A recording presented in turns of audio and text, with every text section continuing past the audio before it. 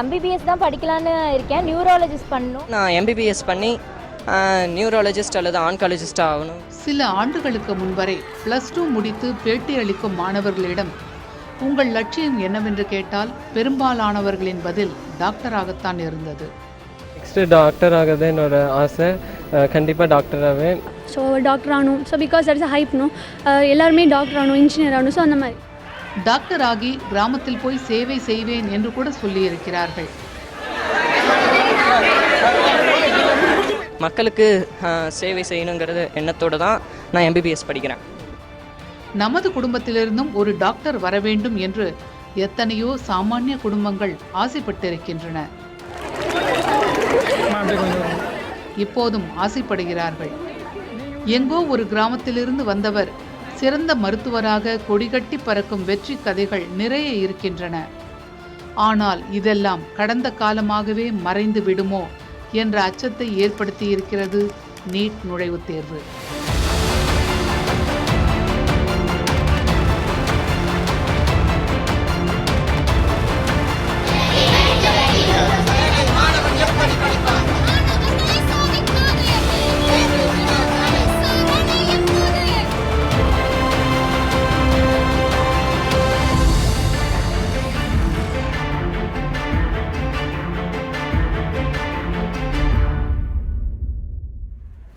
அரியலூரைச் சேர்ந்த சத்ரியன் என்ற இந்த இளைஞர் நீட் தேர்வால் தனது மருத்துவ கனவுகளை தொலைத்து இப்போது 10ஆம் வகுப்பு தகுதியை வைத்து தபால்காரராகி இருக்கிறார்.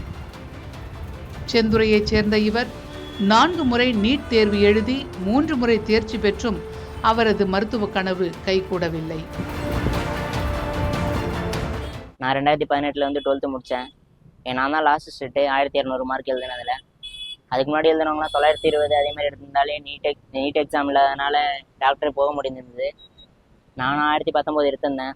நீட் இல்லைனா ஒரு வேளை போயிருந்துருக்கலாம். அப்போதைக்கு நான் வந்து எக்ஸாம் எழுதினேன். நீட் எக்ஸாமில் வந்து குவாலிஃபை தான் என்னால் ஆக முடிஞ்சது. திருப்பி ஒரு வருஷம் நானாக படித்து கொஞ்சம் எழுதினேன். 2019 216 மார்க் எடுத்திருந்தேன். அதுக்கப்புறம் 2020 எழுதினேன். 265 எடுத்திருந்தேன். 21 எழுதினேன். 281 எடுத்திருந்தேன். 2 வருஷமுமே கிட்டத்தட்ட பிடிஎஸ் தான் கிடச்சிருந்தது எனக்கு. அதுவும் ப்ரைவேட்டில் தான் செல்ஃப் ஃபைனான்சிங்கில் கிடச்சிருந்தது. என்னால் அவ்வளோ பணம் கட்டி படிக்க முடியாதாலும் நான் படிக்கலை. போனால் எம்பிபிஎஸ் போகணும், இல்லைன்னா வேணாம், டிகிரி கூட வேணாம் அப்படின்னு சொல்லிட்டு அப்படியே விட்டுட்டேன்.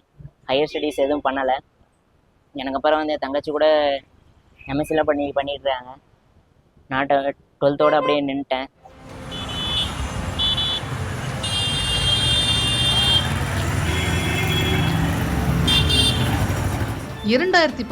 ஆண்டு முதல் நீட் நுழைவுத் தேர்வு நடைமுறைக்கு வந்த நிலையில் நகர்ப்புறங்களில் படித்த, குறிப்பாக சிபிஎஸ்இ கல்வி முறையில் படித்தவர்களால் மட்டுமே தொடக்க காலங்களில் தேர்ச்சி பெற முடிந்தது என்றால் அது மிகையல்ல.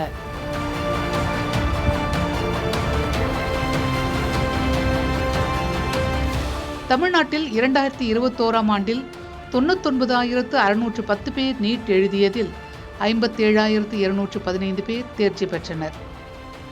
2022ஆம் ஆண்டு 1,32,167 பேர் நீட் தேர்வு எழுதி 67,787 பேர் தேர்ச்சியடைந்தனர். 2023இல் 1,44,516 பேர் நீட் எழுதினர். இவர்களில் 78,693 பேர் தேர்ச்சி பெற்றனர். 2024ஆம் ஆண்டில் 1,52,920 பேர் நீட் தேர்வு எழுதினர். இவர்களில் 89,426 பேர் வெற்றி பெற்றனர். நீட் தேர்வில் ஆண்டுதோறும் பல்லாயிரக்கணக்கான மாணவர்கள் தேர்ச்சி பெறாமல் போகும் நிலையில் தேர்ச்சி பெற்றும் மருத்துவராக முடியாதவர்கள் எண்ணற்றோர்.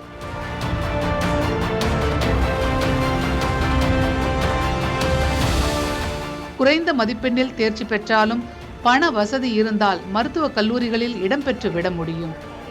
நல்ல மதிப்பெண் இருந்தாலும் பணம் இல்லாவிட்டால் மருத்துவ படிப்பை மேற்கொள்ள முடியாது என்பதுதான் நீட் தேர்வில் முன்வைக்கப்படும் முக்கிய குற்றச்சாட்டு.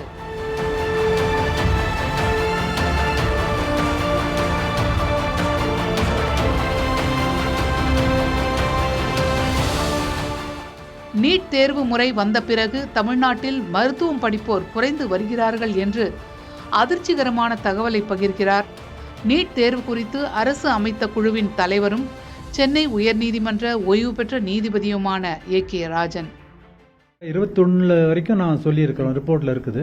அதில் பார்த்தீங்கனாலே நீங்கள் டிராஸ்டிக்காக குறைஞ்சிருக்கிறத, ரொம்ப அதிகமாக குறைஞ்சிருக்குங்கிறத பார்க்கலாம். இப்போ 24 வரைக்கும் நீங்கள் கவர்மெண்ட்டில் எடுத்து பார்த்தாங்கன்னா நிச்சயமாக அதனுடைய எண்ணிக்கை கூடியிருக்குங்கிறது நல்லா தெரியும்.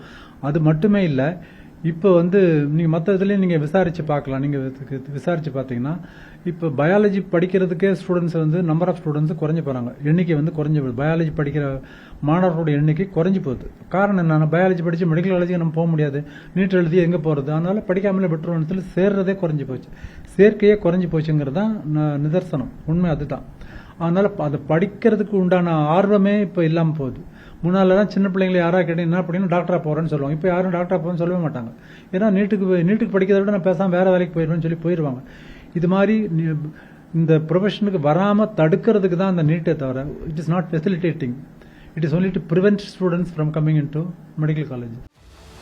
நீட் தேர்வு கொண்டு வந்ததன் நோக்கம் நிறைவேறியதா என்ற கேள்வியை எழுப்புகிறார் மருத்துவர் நந்தகுமார். தமிழகத்தில் தான் இந்தியாவிலேயே அதிக நம்பர் ஆஃப் மெடிக்கல் காலேஜ் இருக்கிற ஒரு ஸ்டேட். இவ்வளோ ஸ்டேட் இந்தியாவில் இருக்கிற எல்லா ஸ்டேட்டை விடவும் தமிழ்நாட்டில் தான் அதிக நம்பர் ஆஃப் மெடிக்கல் காலேஜ் இருக்கு. ஸோ இவ்வளோ மெடிக்கல் காலேஜை வச்சுட்டு அது அந்த நீட் கொண்டு வந்தப்போ என்ன சொன்னாங்கன்னா, நிறைய ஸ்டேட்ல ப்ராப்பரான மெடிக்கல் சிஸ்டம் இல்லை, ஸோ அதுக்கு எல்லாத்துக்கும் யூனிஃபார்ம்டாக கொண்டு வரணும். பட் நம்ம இவ்வளோ நல்ல ஹெல்த் கேர் சிஸ்டம் கட்டமைச்சு வச்சிருக்கோம். தமிழ்நாடு இந்தியா கூட கம்பேர் பண்ணும்போது தமிழ்நாடு இந்தியாவை விட 20 ஆண்டு நம்ம முன்னாடி இருக்கும். ஸோ நமக்கு எதுக்கு இந்த எக்ஸாம் தேவை? நம்ம கண்டக்ட் பண்ற எக்ஸாம் சிஸ்டம் நீட்டோட பெட்டர் எக்ஸாம் சிஸ்டமா இருக்கும். நீங்க ஒரு 10 வருஷத்துக்கு முன்னாடி நீட் வரதுக்கு முன்னாடி பாத்தீங்கன்னா போர்டு எக்ஸாம் மார்க்ஸ் வச்சு 12th போர்டு எக்ஸாம் மார்க் வச்சு போனோம். அதுக்கு ஒரு 10 வருஷம் முன்னாடி போய் பாத்தீங்கன்னா தமிழ்நாட்டிலயும் ஒரு என்ட்ரன்ஸ் எக்ஸாம் இருந்தது. அந்த மாதிரியான என்ட்ரன்ஸ் எக்ஸாம் சிஸ்டம் நம்ம கொண்டு வந்துக்கலாமே, நமக்கு என்ன தேவையோ நம்ம கொண்டு வந்துக்கலாமே. நம்ம காலேஜ்ல சீட்ஸை ஃபில் பண்றதுக்கு அவங்க யார் இங்க சீட்ஸை ஃபில் பண்றதுக்கு, ஸ்டேட் கவர்மெண்ட்ல இருக்க சீட்ஸை ஃபில் பண்றதுக்கு நீட்டை வச்சு ஏன் ஃபில் பண்ணணும்? அது அதனாலதான் இவ்வளோ வாஸ்டா நடக்கிறதால தான் இவ்வளோ குழப்பங்களும். கோச்சிங் இருந்தால் மட்டுமே நீட்டில் தேர்ச்சி பெற முடியும் என்பதுதான் இந்த தேர்வால் நடந்திருக்கிறது என்கிறார் கல்வியாளர் பிரின்ஸ் கஜேந்திர பாபு.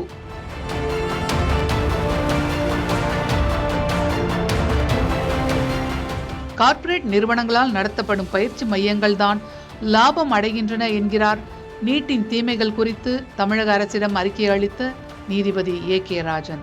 யாரோ 23 லட்சம் பேரில் ஒருத்தர் பயிற்சி கூடத்துக்கு போகாமல் அவர் நீட் நடைமுறையில் அவர் மதிப்பெண் தகுதி பெற்றிருக்கிறார்னா அதை பொதுமைப்படுத்த முடியாது. 23 லட்சம் பேரில் ஒருத்தருன்னும் போது அதை எப்படி நீங்கள் அது விதிவிலக்காக தான் நீங்கள் பார்க்கணும். தமிழ்நாடு சமூக நீதியின் அடிப்படையில் மாணவர் சேர்க்கையை நடத்தி பழக்கப்பட்ட ஒரு மாநிலம். இந்த மாநிலத்தில் நமக்கு எல்லா வகையான மருத்துவ மாணவர் சேர்க்கை மற்றும் தொழில்நுட்ப மாணவர் சேர்க்கை நடைமுறையில் பல நுழைவுத் தேர்வு உட்பட நமக்கு அனுபவம் இருக்குது. அந்த அனுபவத்தின் அடிப்படையில் தான் சொன்னோம் நீட் என்பது ஒரு நியாயமற்ற அணுகுமுறை, அது திணிக்காதீங்க. எனவே இதில் டிரான்ஸ்பரன்சி வெளிப்படைத்தன்மைன்னு சொன்னீங்களே, அந்த வெளிப்படைத்தன்மையை எந்த அளவுக்கு முடியுமோ அந்த அளவிற்கு மாநில அரசு உத்தரவாதப்படுத்த முடியும். எங்களோட வாரிய தேர்வை மிக சிறப்பாக மதிப்பீடு பண்ண முடியும், வாரியத் தேர்வில் மாணவர்களை என்ற உறுதிமொழியை கொடுத்தாங்க.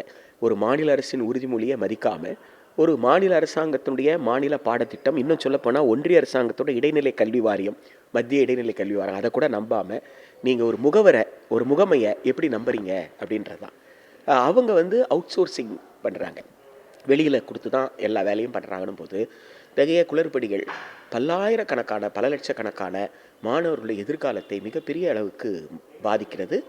உயர்கல்வியை தொடருவதற்கே ஒரு அச்சத்தை இது ஏற்படுத்துகிறது. என்னால் உயர்கல்வியை தொடர முடியாது போல இருக்கு அப்படின்னு அச்சத்தை அது ஏற்படுத்துது. இது எந்த விதமான பாடத்திட்டையும் முன்னேற்றாதுன்றது எங்களுடைய ரிப்போர்ட்டில் தெளிவாக சொல்லியிருக்கோம்.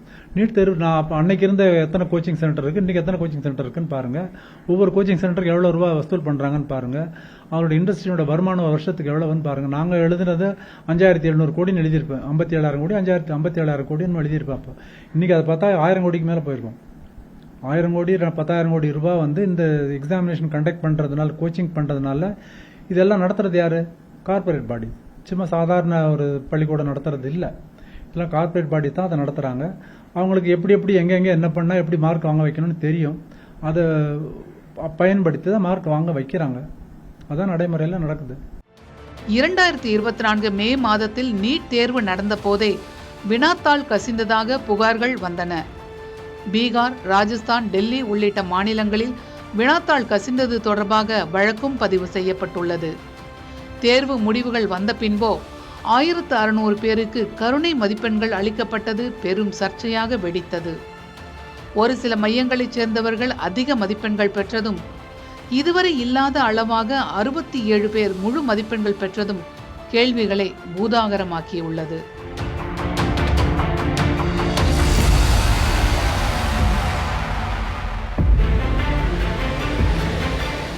தவிர குஜராத்தில் +2வில் தோல்வியடைந்த ஒரு மாணவி நீட் தேர்வில் வெற்றி பெற்றதாக வெளியான தகவல்களும் சர்ச்சைகளை மேலும் கிளறிவிட்டிருக்கின்றன.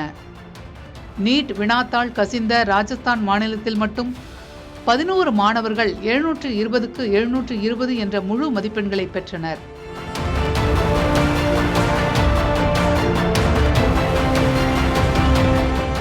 இது மிகப்பெரிய சந்தேகத்தை எழுப்பியுள்ளதாக கூறும் மருத்துவர் நந்தகுமார், நீட் தேர்வில் முறைகேடு நடக்கவில்லை என்று தேர்வு முகமையால் உறுதி செய்ய முடியுமா என்ற கேள்வியை எழுப்புகிறார்.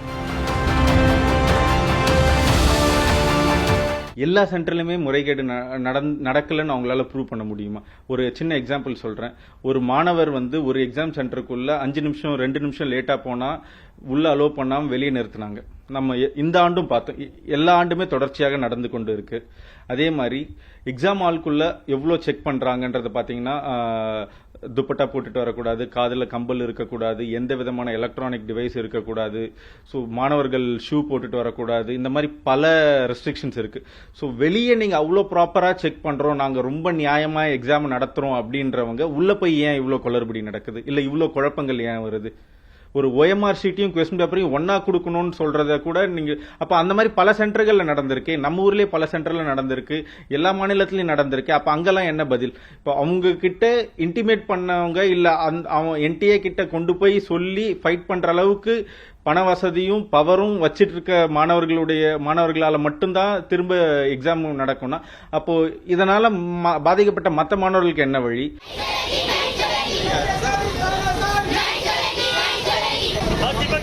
நடப்பாண்டு நீட் தேர்வை ரத்து செய்துவிட்டு மீண்டும் தேர்வு நடத்த உத்தரவு பிறப்பிக்க வேண்டும் என உச்ச நீதிமன்றத்தில் வழக்கு தொடரப்பட்டுள்ளது. ஒவ்வொரு முறையும் நீட் தேர்வில் முறைகேடுகள் நடப்பதாகவும், தற்போது நடந்திருப்பது மிகப்பெரிய முறைகேடு என்றும் கொந்தளிக்கிறார் கல்வியாளர் பிரின்ஸ் கஜேந்திர பாபு.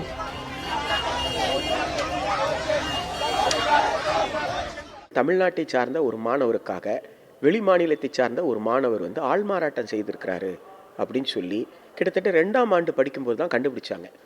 அப்போ எவ்வளோ பெரிய நட்டம்னு பாருங்கள். உங்களுக்கு ஒரு மாநில அரசுக்கு அந்த இடம் வீணாக போயிடுச்சு. அந்த மாணவரை சஸ்பெண்ட் பண்ணிட்டாங்க. மாணவர் கைது செய்யப்பட்டிருக்காரு, அப்பா அம்மா கைது செய்யப்பட்டிருக்காங்க, அவருக்காக யார் எழுதுனாங்களோ கைது செய்யப்பட்டிருக்காங்க. ஸ்கோர் கார்டு டேம்பர் ஆயிருக்கு. ஒவ்வொரு ஆண்டும் விதவிதமாக நடந்திருக்கு. இன்றைய தேதியில் இந்த ஆண்டு நடந்திருப்பது உச்சமாக இருக்குது. இப்போ இதை விட உச்சம் இருக்கா அப்படின்னு நமக்கு தெரியாது.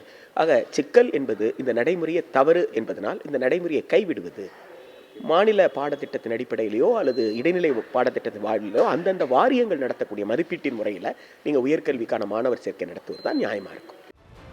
முந்தைய ஆண்டுகளில் நீட் தேர்வில் ஆள் மாறாட்ட புகார்கள் கைது நடவடிக்கைகள் மேற்கொள்ளப்பட்டிருக்கின்றன.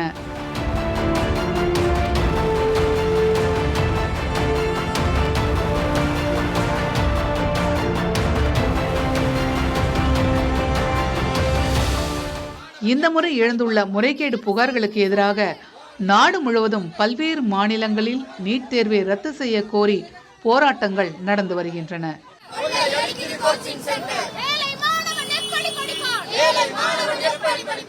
டெல்லி, ராஜஸ்தான், மேற்கு வங்கம், மத்திய பிரதேசம், மகாராஷ்டிரா உள்ளிட்ட மாநிலங்களிலும் எதிர்ப்பு குரல்கள் எழுந்துள்ளன.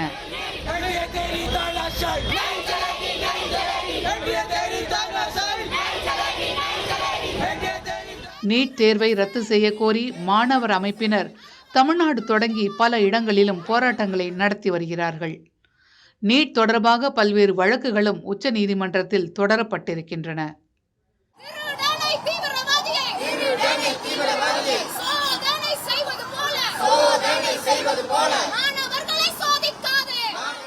நீட் தேர்வு ரத்தாக வாய்ப்புள்ளதா? சட்டப்பிரிவுகள் என்ன சொல்கின்றன? நீட் தேர்வுகளில் எழுந்துள்ள முறைகேடு புகார்களில் ஒரு விஷயத்தை குறிப்பிட்டு சொல்ல வேண்டும். இதுவரை எந்த முறைகேடும் இல்லை என்று கூறி வந்த தேசிய தேர்வுகள் முகமை 1600 மாணவர்களுக்கு அளிக்கப்பட்ட கருணை மதிப்பெண்களை ரத்து செய்துவிட்டு மறு தேர்வு நடத்தப்படும் என்று உச்சநீதிமன்றத்தில் தெரிவித்துள்ளது.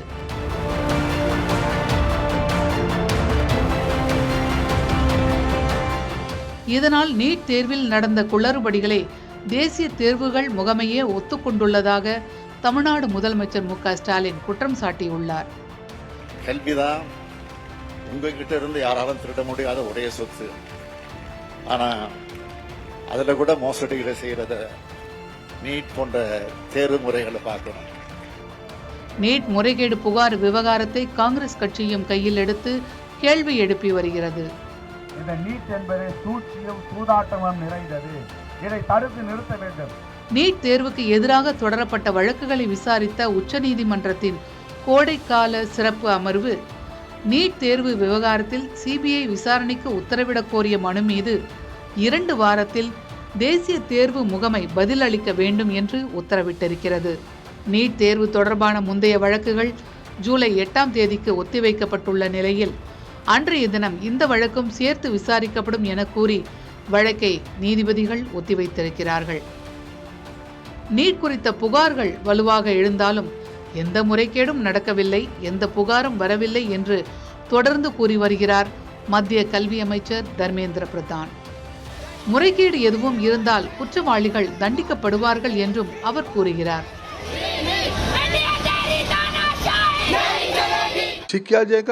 मैं सरकार की ओर से सारा विद्यार्थियों को आश्वस्त करता हूं, पारदर्शी तरीका अपनाई जाएगी, कोई घबराने के कारण नहीं है।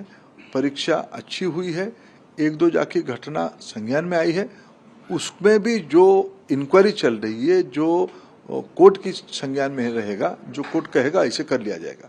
வழக்கு ஒருபுறம் இருந்தாலும் மக்கள் நலம் சார்ந்த மருத்துவத்துறையை கையாள்வது மாநில அரசுகள் என்பதால் நீட் தேர்வால் மாநிலத்திலிருந்து மருத்துவர்கள் உருவாவது குறையும் என்று அரசுக்கு அறிக்கை அளித்துள்ளதாக கூறுகிறார் ஓய்வு பெற்ற நீதிபதி ஏ.கே. ராஜன்.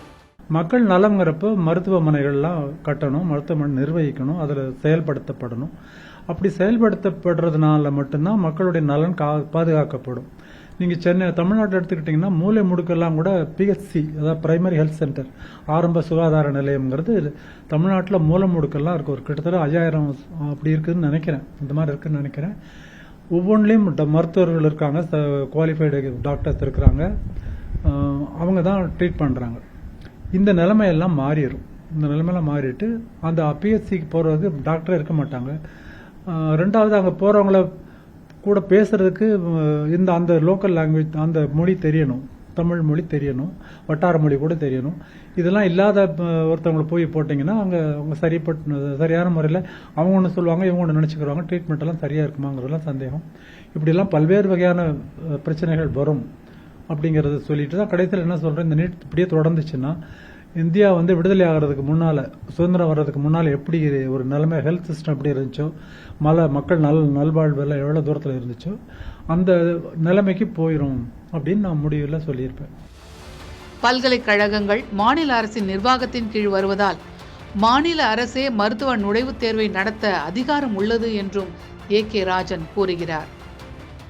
யூனிவர்சிட்டி, அதாவது பல்கலைக்கழகங்கள் நிறுவுவதற்கும் தொடங்குவதற்கும் அதை ரெகுலேட் பண்ணுறதுக்கும், அதாவது நடத்துவதற்கும், அதை கவர்ன் பண்ணுறதுக்கும் ஸ்டேட்டுக்கு மட்டும்தான் பவர். சென்ட்ரல் கவர்மெண்ட்டுக்கு, யூனியன் மத்திய அரசுக்கு அல்லது ஒன்றிய அரசுக்கு அதுக்கு அதிகாரமே இல்லை. கான்ஸ்டியூஷன் ப்ரொவிஷன் படி என்ட்ரி 32 லிஸ்ட் 2, அதாவது மாநில பட்டியலில் 32வது பிரிவு மிக தெளிவாக சொல்லியிருக்கு. அதே நேரத்தில் மத்திய பிரிவில், மத்திய அதிகாரத்தில் 44வது பிரிவில் உங்களுக்கு அதிகாரம் இல்லைங்கிறத தெளிவாக சொல்லியிருக்கு. இல்லாத அதிகாரத்தை அவங்க எடுத்துக்கிட்டு இப்போ பண்ணுறாங்கிறது தான் எங்களுடைய வாதம். நீட் தேர்வை ரத்து செய்ய வலியுறுத்தி தமிழக சட்டமன்றத்தில் 2 முறை தீர்மானம் நிறைவேற்றி ஆளுநருக்கு அனுப்பி வைத்தது தமிழ்நாடு அரசு. பாதிப்பிற்கு உள்ளாகக்கூடிய மாணவர்களை பாதுகாக்கவும், மாநிலத்தில் முக்கியமாக கிராமப் பகுதிகளில் வலுவான சுகாதார கட்டமைப்பை உறுதி செய்யவும், 12ஆம் வகுப்பு பொதுத் தேர்வில் பெற்ற மதிப்பெண்கள் அடிப்படையில் அனைத்து மருத்துவ படிப்புகளுக்கான சேர்க்கையை மேற்கொள்ள இச்சட்ட முன்வடிவு கொண்டு வரப்பட்டுள்ளது. ஆளுநரிடம் நீண்ட காலம் கிடப்பில் இருந்த இந்த தீர்மானம் தற்போது குடியரசுத் தலைவர் பரிசீலனையில் இருக்கிறது. இதுவரை எந்த முடிவும் கிடைக்கவில்லை. இந்த ஆண்டு மட்டும் 24 லட்சம் மாணவ மாணவியர் நாடு முழுவதும் நீட் தேர்வு எழுதியிருக்கிறார்கள். நீட் தேர்வு குளறுபடிகளால் அடுத்து என்ன நடக்கும் என்ற கேள்வி இவர்கள் மத்தியில் இருக்கிறது.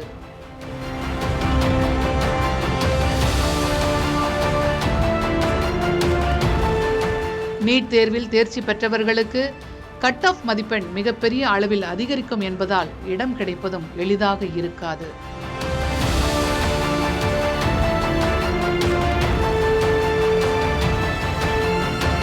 நீட் தேர்வில் நிரந்தர தீர்வு எட்டப்படுமா? நீதிமன்றம் என்ன சொல்லப் போகிறது? எதிர்ப்பு குரல்களுக்கு மத்திய அரசு செவிசாய்க்குமா?